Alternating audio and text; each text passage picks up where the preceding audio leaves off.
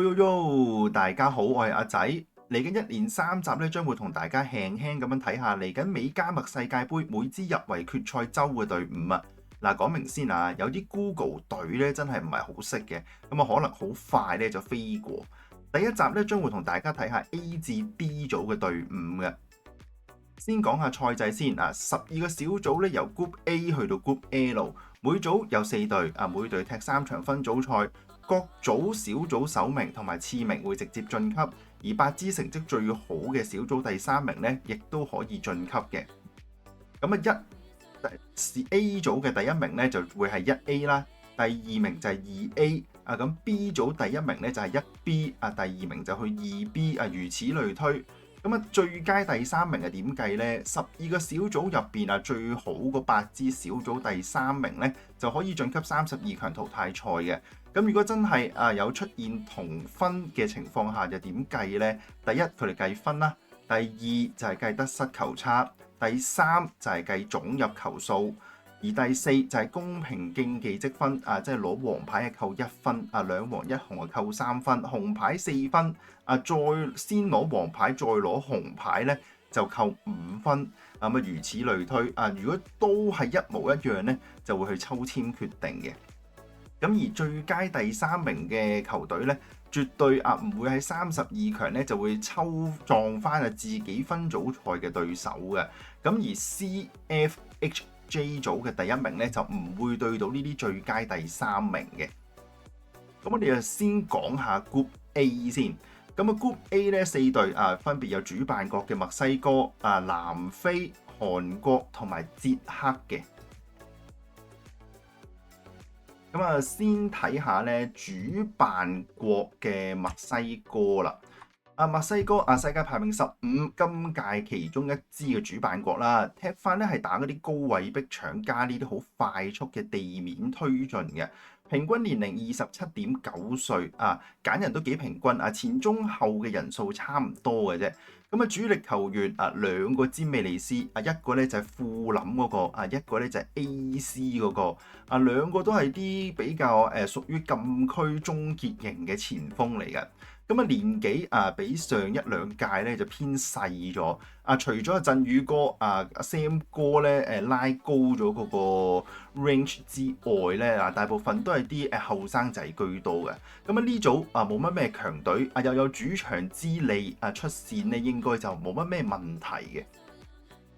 南非世界排名60，喺非洲區分組賽首名晉級嘅。咁打開防反嘅佢哋咧平均年齡26.8歲嘅啫。揀人咧佢哋偏咧後防比較多。揀得11個後防喎，算係咁多隊之中咧揀人執埋咗一邊嘅。好多美職嘅球員入選嘅，但整體實力咧講真一般嘅啫。不過天氣咧有啲影響嘅即係啲非洲球員咧好多即係喺美國已經踢咗咁耐波啦即係對於啲天氣咧應該都幾有幫助嘅。主力球員有前鋒科士達今季咧喺般尼咧踢咗一季入咗3球2個助攻算係一個幾唔錯嘅球員嚟嘅。韓國亞洲球隊世界排名25亞洲區喺 B 組咧排第1嘅。不嬲都係打開一啲高速轉守為攻嘅模式嘅。平均年齡今年就比較年紀大啲啦，28.1歲揀人方面咧都係偏向中後場嘅比較多啲嘅前鋒揀咗3個嘅啫。大量嘅海外球員孫興慜李敬賢全部都有入選嘅。整體實力咧冇以前咁勁即係以前大家都覺得南韓其實幾勁係咪先喺亞洲球隊嚟講？有個別球員進步好快嘅，但整體嚟講咧，我覺得唔係好夠日本升得咁勁今年我覺得其實呢一屆啦，其實我覺得都幾跌鑊嘅以前佢哋可能偏向體力化嘅球隊啦，但係而家咧往往好多時咧70-80分鐘咧，佢哋就好快就突然之間崩盤嘅。睇下啦，我覺得呢一屆咧可能真係有啲倒退未必真係話咁睇好佢哋啦。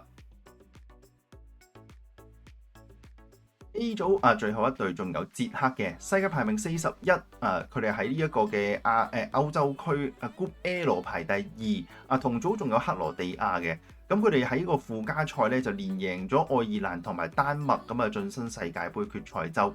打法就比較偏向硬淨啲嘅中場啦，同埋打高波比較多啲嘅，平均年齡27.6歲近年尤其是可能呢一兩屆咧，跌波都跌得幾勁㗎嚇，即係其實你見到佢哋即係好多時候有機會出席到啲大賽啦，但通常都係可能首輪就出咗局㗎啦。中場咧有西咸嘅蘇石啦，打啲高空波啦，唔知對啲體力係嘅球隊會打成點睇下捷克喺呢一組咧有冇機會可以突圍而出啦。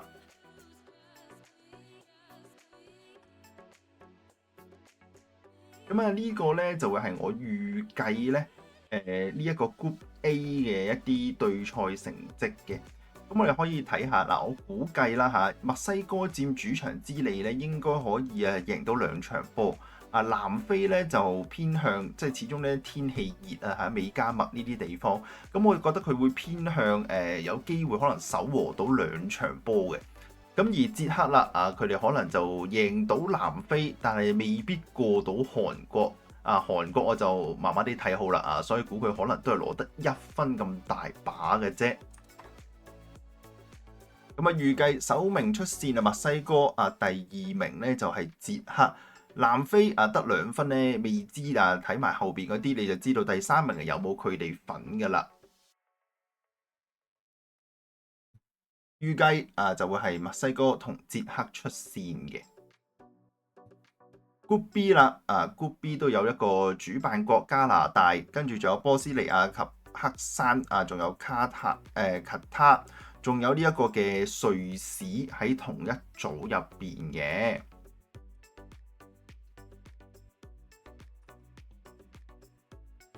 咁加拿大其中一個主辦國，世界排名30係打高速反擊嘅球隊嚟㗎，平均年齡27.1歲，後場仲係講緊話艾方素戴維斯帶住嘅。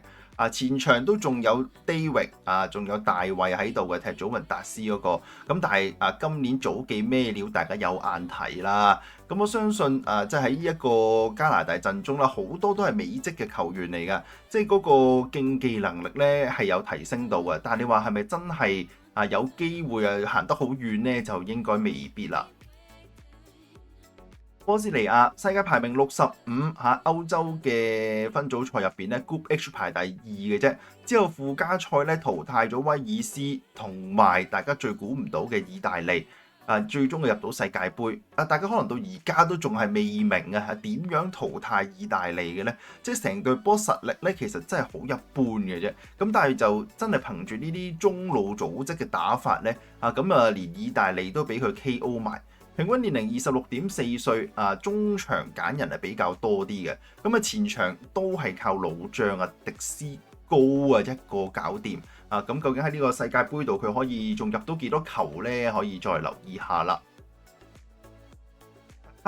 世界排名55，亞洲區咧喺第3圈排第4嘅啫，再喺嗰啲附加賽咧就贏咗阿聯酋同埋奧曼，就成功入到決賽周。打法係偏向全控型嘅，短傳為主嘅球隊嚟㗎。平均年齡29.4歲，年紀都叫做偏大㗎啦。連續2年入到上年就主辦國啦。咁但係即係姑勿論上年佢哋真係始終使錢就解決咗可以入到世界盃。但今年真係憑實力真係喺啲分組賽度打幾場贏到啦。今次就再度入選到去呢個嘅決賽周。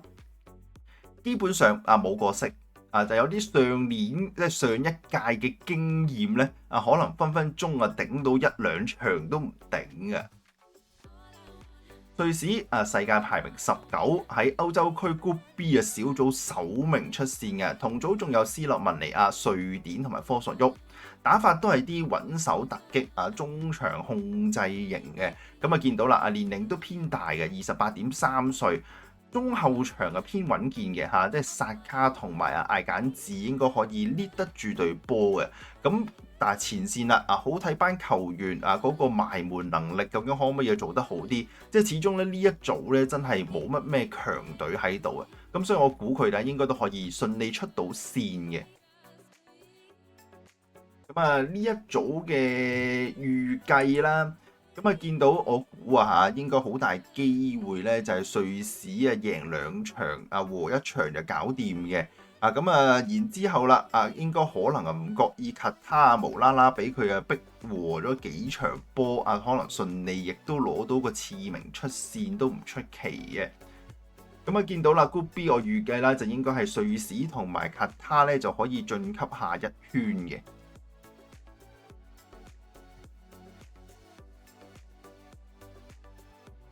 跟住去到 Group C 啦，有一個都叫做算係熱門球隊巴西就喺呢一組度噶，同組仲有摩洛哥、海地同埋蘇格蘭嘅。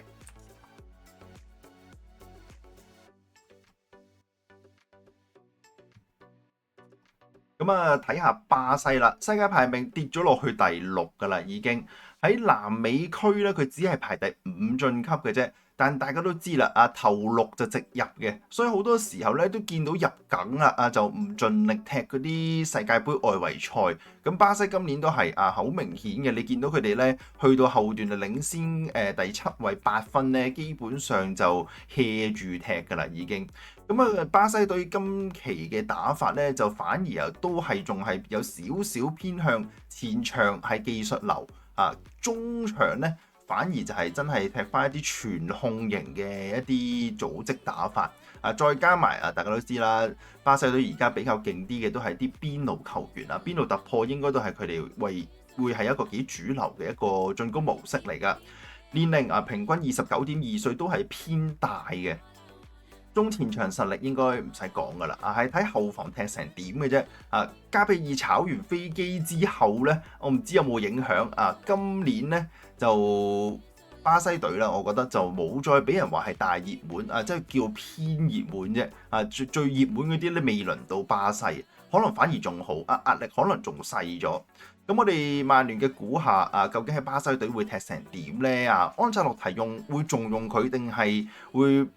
佢打唔掂嗰個9號反而要褪落一格，要揾人頂佢嗰個位呢。嗱，呢個真係要踢落到場踢先知即係已經試過好多次擺咗佢喺個9號位度但係就成日入唔到波嘅結果就其他造就到其他球員去打嘅。卡斯應該就唞夠噶啦狀態亦都好好嘅。拉芬拿馬天打邊路咧應該都夠晒力噶啦再加埋雲尼呢啲咧，最緊要就係前邊有2個球員，我諗真係要留意下。第一個一路都推噶啦就係搬茅嘅 Ryan 另外一個咧就係原本踢皇馬借咗去里昂嘅 Enric 呢2個球員，我覺得算係巴西新世代19歲勁後生嘅球員。一定係嚟緊嘅 X Factor 即係萬一前線嗰啲大牌球員全部都未搞得掂咧，換呢啲咁樣嘅後生仔落嚟衝咧，分分鐘可能係有啲唔錯嘅效果嘅。咁又係啦，呢組都唔係好多強隊，巴西出線咧應該都冇太大問題嘅。跟住到摩洛哥啦，世界排名第8始終咧喺呢個非洲杯度咧都已經響過朵噶啦。雖然就攞咗第2但其實大家都知道佢哋實力不容忽視噶啦。喺非洲區外圍賽E 組小組首名晉級嘅，打開低位防反嘅佢哋咧，平均年齡26.4歲。後防有世一右閘夏基美又有我哋曼聯通天老官馬沙喺度。非洲杯啱啱打入咗決賽啦，不過唔知巴謙大亞斯心理狀況係點即係佢上次決賽完場前又係炒咗個12碼咧，翻到皇馬之後咧未好過好似入翻咗去咁耐，即係世界非洲杯之後翻咗去，好似入過1球啫，即係基本上有啲心態崩咗嘅情況出現。咁但係都係嗰句始終分組賽呢度咧，即係啲對手唔係好勁。咁我估佢哋咧可能亦都會係今屆嘅黑馬之一嚟嘅。海地世界排名83，喺中北美洲區咧就喺呢個嘅分組賽排第2，成功第一次入世界盃。呢一隊球隊基本上得一個球員我叫做識嘅啫。就係踢過新特蘭打前鋒嘅伊斯多。今季喺英超度咧32場入咗6球波，係唯一一個叫認識嘅球員嚟嘅啫。咁究竟呢隊波第一次打入世界盃有啲咩表現呢？就睇下佢哋其他球員踢成點啦。同組最後一隊將會係蘇格蘭，世界排名43，係歐洲區嘅 Group C 小組首名嘅。同組有丹麥、有希臘同埋白俄羅斯，咁佢哋咧喺分組賽就首名啦，然之後就安全就摁住腳就入世界盃。咁踢開高強度嘅逼搶嘅蘇格蘭啦，平均年齡29.2歲啦，開始越嚟越多老將嘅，中場就勁啦，前場同埋防守咧我就覺得未係好夠。今日真係要睇下麥湯可唔可以單天保至尊。即係基本上蘇格蘭都已經踢過好多次，都係要靠麥湯一個人打晒啲防守喺後防又要幫手前場又要入波一個打晒咁滯噶啦。咁就睇下蘇格蘭係咪都淨係依靠麥湯去解決呢一個問題啦。Tyler 喺最後時刻啦，因為中場球員受傷補選咗佢入去，希望喺今個世界盃度咧有多啲上陣時間學下嘢睇下會唔會翻到嚟之後咧喺曼聯而家今季出年4線作賽喺中場未真係話完全補給晒人之後咧，會唔會有機會留翻佢喺一隊度繼續俾佢踢咧呢個世界盃期間我相信都係一個令佢進步神速嘅其中一個渠道嚟㗎啦。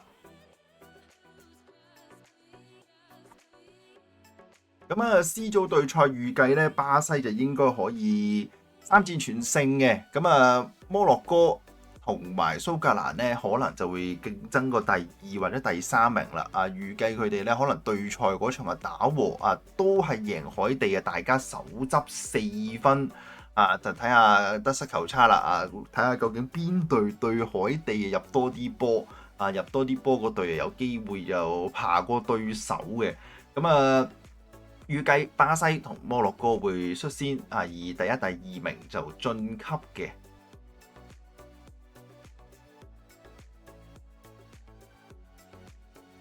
跟住咧就去到 D 組啦。D 組亦都有主辦國嘅美國，跟住仲有南美代表巴拉圭，有澳洲同埋土耳其嘅。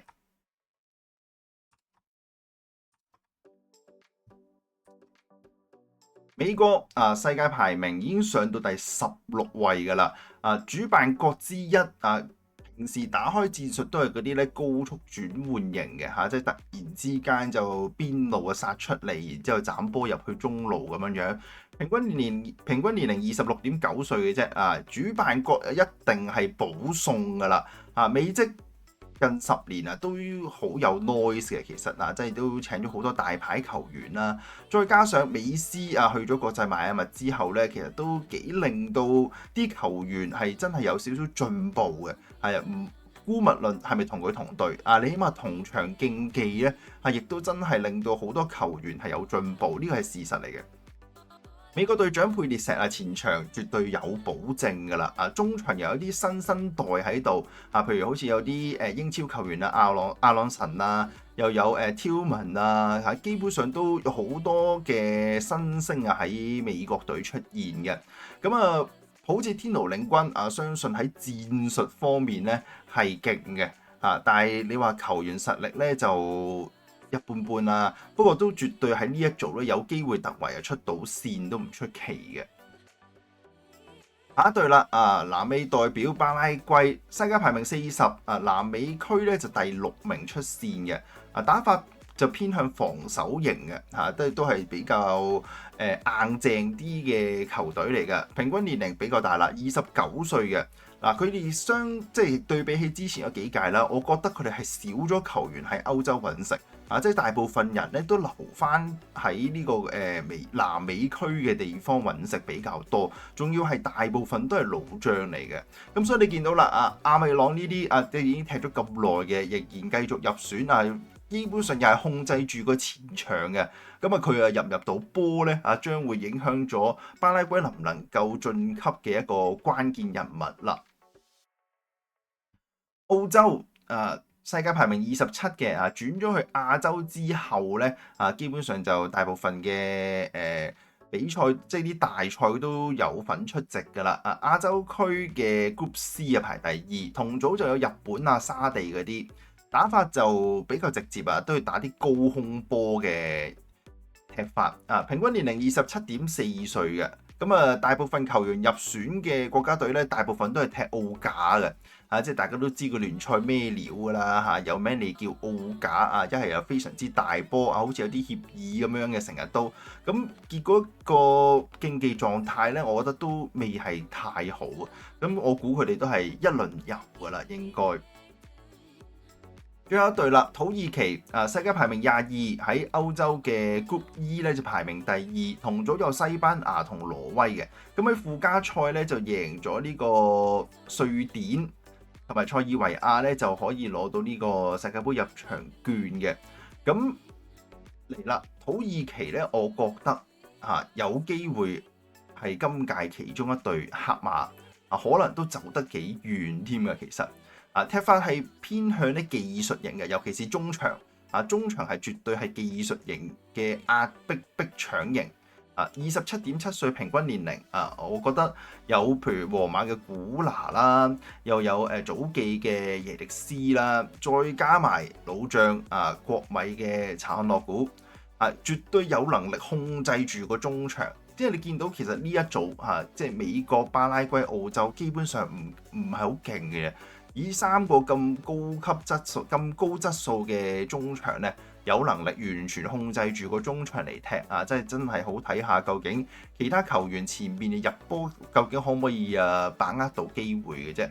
同埋最後啦究竟土龍有冇機會可以踢到下咧就真係要留意下啦。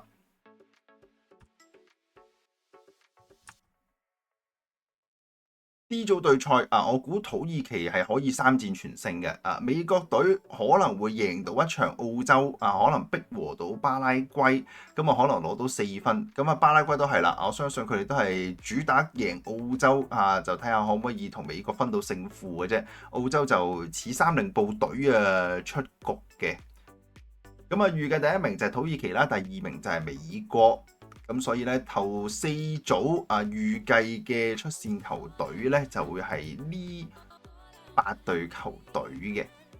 咁今集咧就講到嚟呢度先。聽日咧就會再同大家睇埋 E 組至 H 組咩料咁我哋下集見，拜。